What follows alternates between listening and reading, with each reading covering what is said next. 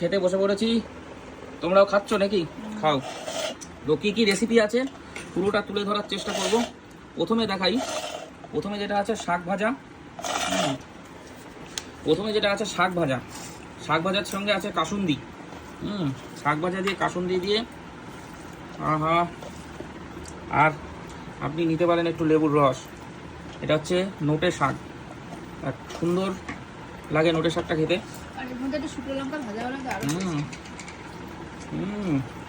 Heavy লাগছে তো। Heavy তো লাগবে, তাই জন্য তো দিলাম। আছে দেশি কচুরলতি চিংড়ি মাছ দিয়ে। দেখুন, কচুরলতি চিংড়ি মাছ দিয়ে একটা দারুণ ব্যাপার। আর দেশি কচুরলতি হলে তো কোনো কথাই হবে না। লতিগুলো খুবই স্বাদ, এটা নিয়ে সন্দেহ। আমি তো দিচ্ছি লতিতে তো লেবুর রস খেতে হয়। লতিগুলো খুব ভালো খেতে, এখন এই বর্ষার টাইম না, একদম দেশি টাটকা। লতিগুলো হেভি স্বাদ। আজকে সব সাদা তরকারি,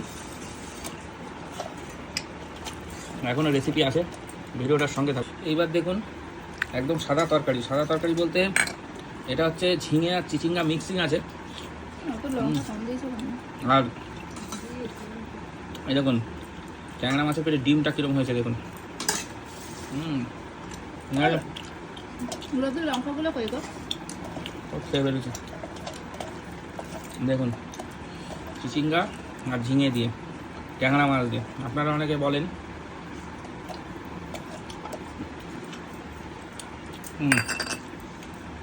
বন্ধুরা। এবার হচ্ছে সেই কাঁচকলা, কই মাছ আছে, এতেও ট্যাংরা আছে, দেখাচ্ছি।